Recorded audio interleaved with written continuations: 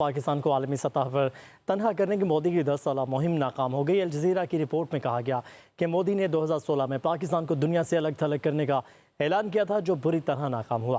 Report کے مطابق پاکستان آج واشنگٹن، بیجنگ، تہران اور ریاض کے ساتھ بیک وقت رابطے میں ہے۔ پاکستان خطے میں تنہائی کے بجائے علاقائی معاملات پر اثر انداز ہونے والا اہم فریق بن چکا ہے۔ پاکستان کو تنہا کرنے کی بھارتی حکمت عملی الٹا خود بھارت کے لیے نقصان دہ ثابت ہوئی ہے۔ الجزیرہ کا کہنا ہے کہ 2025 کی پاک بھارت کشیدگی کے دوران پاکستان نے عالمی بیانیے کی جنگ میں برتری حاصل کی ہے۔ دنیا نے پہلگام واقعے پر پاکستان کے خلاف بھارتی الزامات کو بغیر ثبوت قبول نہیں کیا۔ پاکستان کی سفارتی اور عسکری کارکردگی نے عالمی توجہ اپنی جانب مبذول کروائی۔ الجزیرہ نے کہا کہ صدر ٹرمپ 30 سے زیادہ مرتبہ پاک بھارت جنگ بندی کا کریڈٹ لیتے رہے، جبکہ نئی دہلی مسلسل اس کی تردید کرتا رہا۔ امریکی صدر نے فیلڈ مارشل عاصم منیر کو غیر معمولی شخصیت قرار دیا۔ رپورٹ میں کہا گیا ہے کہ پاکستان اور چین کی ناقابل شکست شراکت داری خطے میں نئی حقیقت بن چکی۔ پاکستان کو عالمی سطح پر تنہا کرنے کی مودی کی 10 سالہ مہم ناکام ہو گئی ہے۔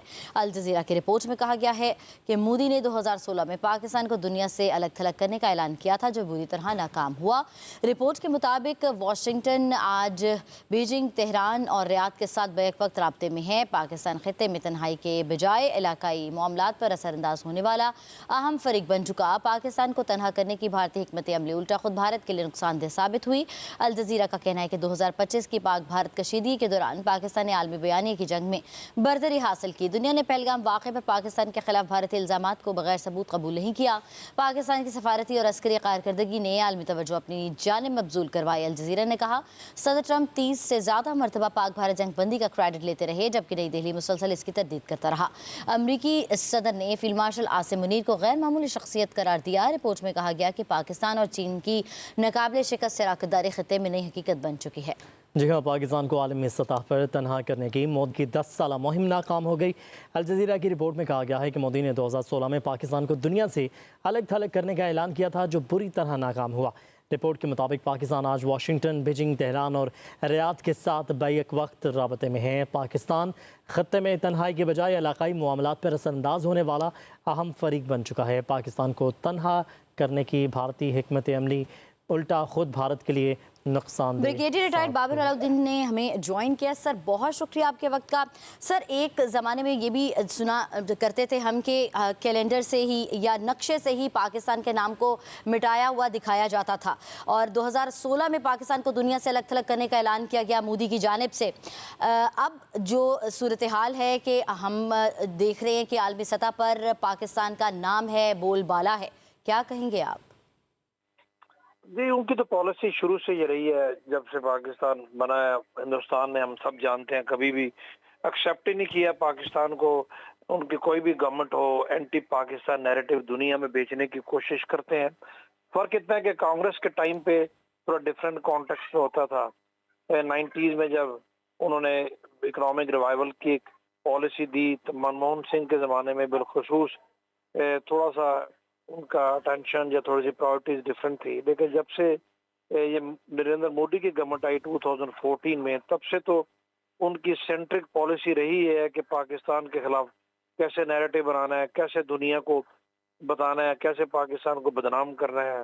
ہر وقت کوئی نئی کہانی گھڑنی ہے، کبھی دہشت گردی کا ڈرامہ چالنا ہے، چاہے وہ پلوامہ ہو، چاہے وہ کوئی بھی ہندوستان میں ہونے والا دہشت گردی کا واقعہ ہو۔ جب بامبے میں بامبنگ ہوئی تھی تو اس وقت بھی یہ اپوزیشن میں تھے، اس وقت بھی انہوں نے پاکستان کے خلاف ایک نیریٹو بنایا، پہلگام میں یہی کیا۔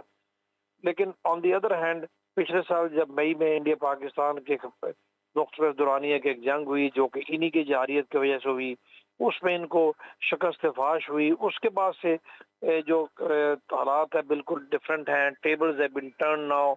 آج دنیا میں ان کو کتنی بات اس طریقے سے نہیں سنی جاتی، وہ بہت ہر وقت اس چیز کا راگ لاپتے ہیں، لیکن ان کا جو نیریٹو اس طریقے سے نہیں بک رہا۔ پاکستان دنیا میں آج الحمدللہ زیادہ ریلیونٹ ہے، چاہے وہ ایران امریکہ کا کانفلکٹ ہو، اس کو ریزالو کرنے کی بات ہو، پاکستان چائنا ریلیشن ہو، پاکستان امریکہ ریلیشن ہو، پاکستان کے گلف کنٹریز کے ساتھ تعلقات کا معاملہ ہو، ہر جگہ پاکستان الحمدللہ سینٹر سٹیج پہ ہے۔ ہندوستان کی انہی پالیسیز کی وجہ سے ان کو سبکی ہوتی ہے, ہو بھی رہی ہے, شرمندگی بھی ہوتی ہے, لیکن جی یہ رجیم اس کو سمجھنے کے بجائے اسی چیز کو مزید آگے بڑھانے کی کوشش کرتے ہیں.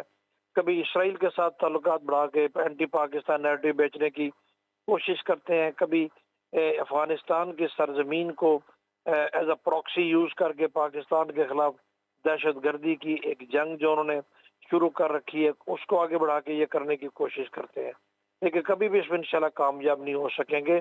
ہم نے جو پالیسی ابھی اپنائی ہوئی ہے ڈپلومیٹکلی وہ بالکل ٹھیک ہے, اسی کو پرسو کرنے کی ضرورت ہے. انہوں نے ایسے ہی رہنا ہے, انہوں نے نہیں بدلنا.